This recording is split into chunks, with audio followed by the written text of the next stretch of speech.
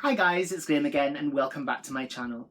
Today I'm here with part 8 of my lockdown book haul. And I know what you're saying, part 8? You only just did part 7 the other day. Why? Because we're still in lockdown. I still have zero self-control and yeah.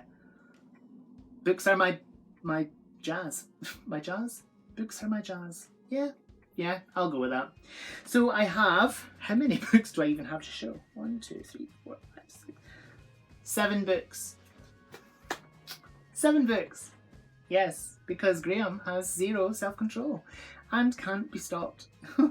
So the first book that I've got to show you is Virus Outbreak, Classified by Ian Probert. I bought this from Dane Cobain's eBay site. He sells books that he has on there. That doesn't make sense, Graham. He sells books on his eBay. And I saw this and thought, wow, that sounds really good. And Virus Outbreak, how apt again for the situation that we are all in. Welcome to a world where there are no answers, where the truth is often hidden behind a cloak of deceit. This spine-tingling series will provide a unique insight into some of the most intriguing events of the century. Last century, I think. Where are the answers to these mysteries? They are locked away in files that most people never get to see. Files marked classified. Virus Outbreak. In 1980, a deadly virus was discovered in a research laboratory only 3 miles from Washington, with a gestation period of 10 days. This virus can turn people into little more than soup, and there's no known cure. This is the story of an immense secret operation, an operation that involved security forces at the highest level in an attempt to contain the virus. But could they? Now, I did a little bit of further reading, and the virus that they're talking about is Ebola. Yeah, so that's quite deep. I think this is aimed at kids or sort of middle grade, and there are other titles in the series, so I may have to get them. And they're all kind of like topics that have conspiracy theories surrounding them, and I love a good conspiracy theory. So there's those. And then on the back, there are those. And there's also an order form on the back, which I doubt, if I sent away, I'd get anything, because I think these are from possibly the early 90s. Let's have a look. 1997, so yeah, a long time ago. But yeah, that's Virus Outbreak by Ian Probert, and I look forward to getting to that because it looks like a nice quick one, and yeah, fun. So the next one was another one from Dane Cobain's eBay site. I will link it down below. He sells really, really good books and at really reasonable prices. Good one, Dane. Cool. So this is Tutankhamen, Egypt's most famous pharaoh by Bill Price. I love anything to do with Egypt. When I was younger, my idea of Egypt and Egyptology was the film The Mummy. And it is so not that anymore. I mean, yeah, I think that's a very idealistic view of Egypt. But anyway, let's read the inside of the book for you. In 1922, Howard Carter uncovered what is still regarded as the most spectacular archaeological discovery ever made. Tutankhamun's tomb had remained hidden in the Valley of the Kings for more than 3,000 years, and its discovery caused a media sensation, elevating the previously little-known Egyptian pharaoh into the position of an international celebrity. The contents of the tomb were found almost entirely intact, including the pharaoh's mummified body, still wearing its solid gold funeral mask. Tutankhamun lived in an era when the Egyptian empire was at its pinnacle, and when the wealth and power of the pharaohs was at its greatest. But it was also a time of religious upheaval and the empire was under almost continual threat. In recent years, research has shed new light on Tutankhamun's life, and in particular on his death. A new exhibition, Tutankhamen and the Golden Age of the Pharaohs, has toured America and then London. Public interest in the boy king is as strong as ever, and our understanding of the sophisticated and complex society over which he reigned continues to grow. And then it says, continued on back flap.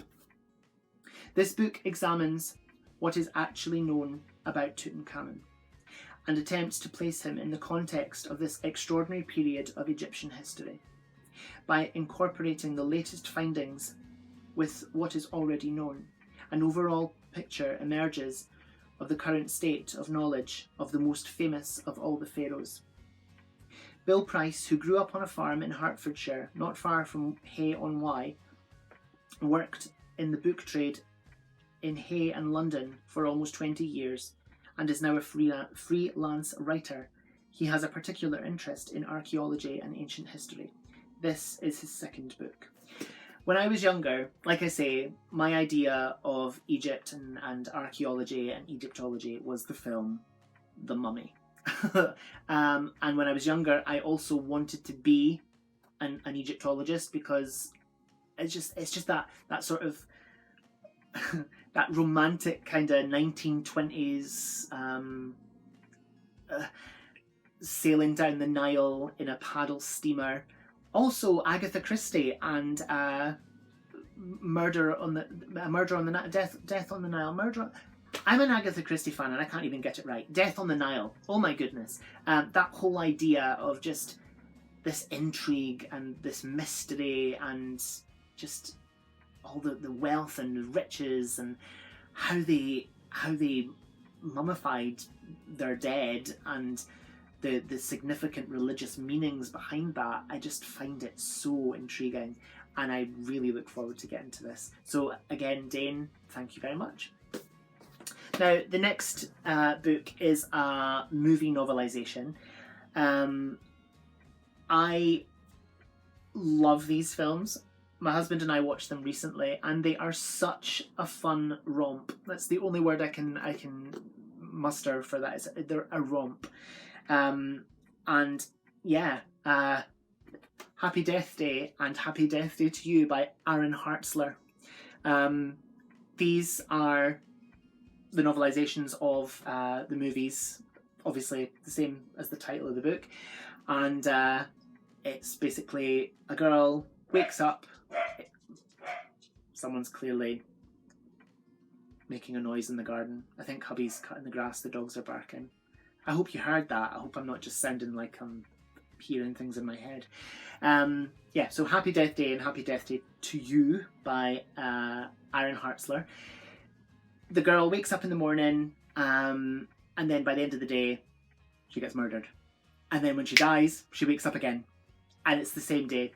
And then it's again and again. It's almost like a Groundhog Day type thing, and I love it because she knows what's coming, and she has fun with it, but she's also at the same time got to solve the mystery of who is the killer and who's killing her every day. And I just love this.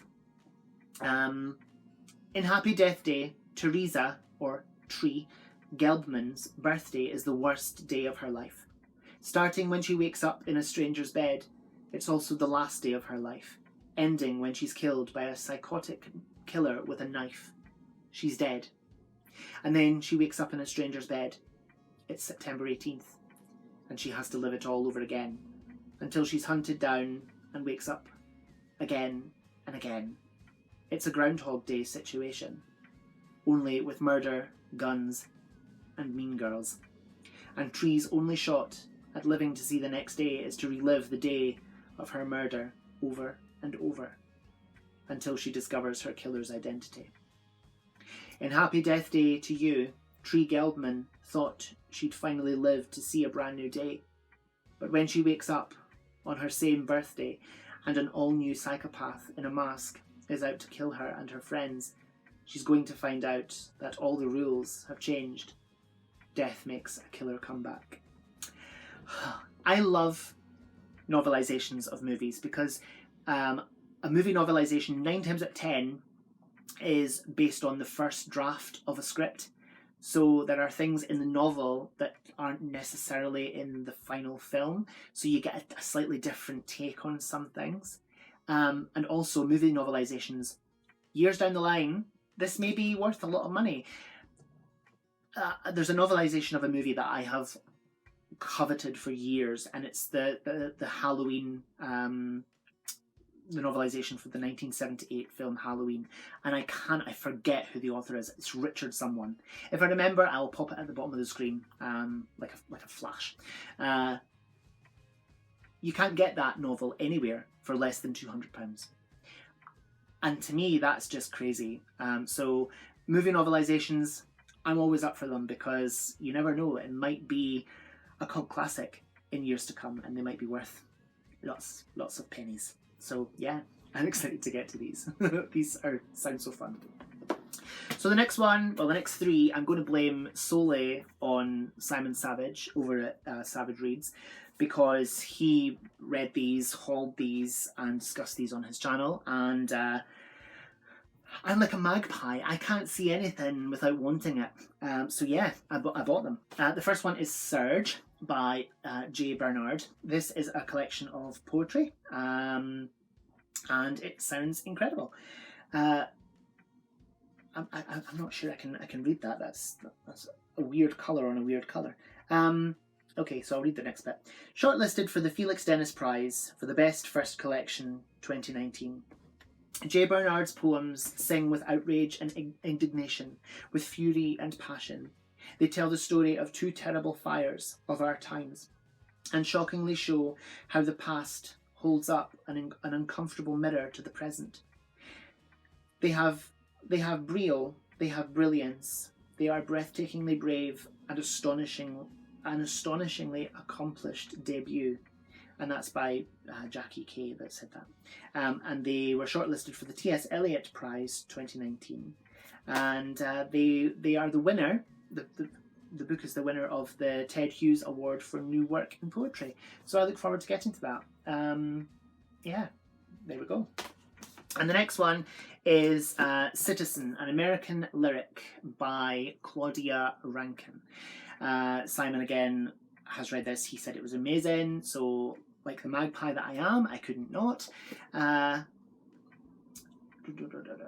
Winner of the Forward Prize for Best Collection. Winner of the National Book Critics Circle Award for Poetry. Everywhere were flashes, a siren sounding, and a stretched out roar. Get on the ground now. Then I just knew. And you are not the guy, and still you fit the description, because there is only one guy, who is always the guy fitting the description. There is nothing slight about the slights described here. They have the force of body blows, powerful. Rankine encounters her subject full on, and rises above it. Read it once, and you will want to read it again. Rankine tells you what it's like to be treated as if you are not absolutely normal. Take a look. She does it very well. Wonderfully capacious and innovative, Rankine finds a new way of writing about race. So this is by a black author about black issues, and it's told in poetry form. It looks like it's going to be quite a quick read because they're sort of like really small, like paragraph vignettes, I think you call them. And I look forward to getting to this because Simon said it was great. And if Simon Savage says something is good, it's got to be good.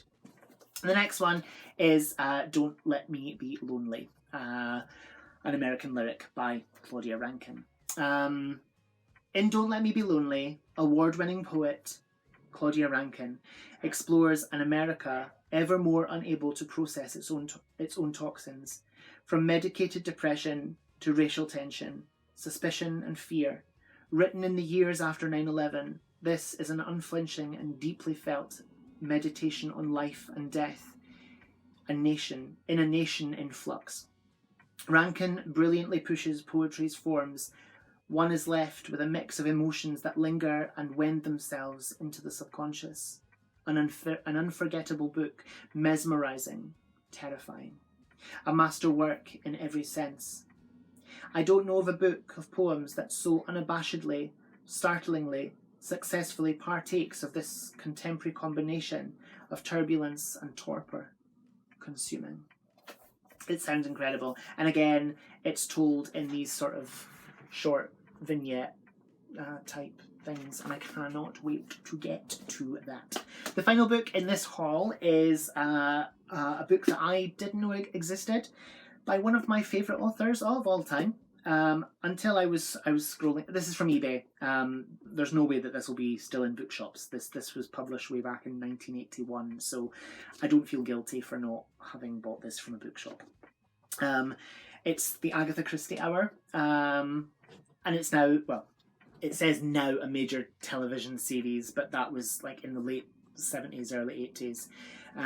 It's a collection of short stories that were obviously made into a TV show, and I can't wait to get to it. It sounds incredible. Agatha Christie is known throughout the world as the cream. The cream? The cream. She's known as cream. Interestingly, that was Agatha Christie's favourite drink. Cream mixed with milk. Who knew?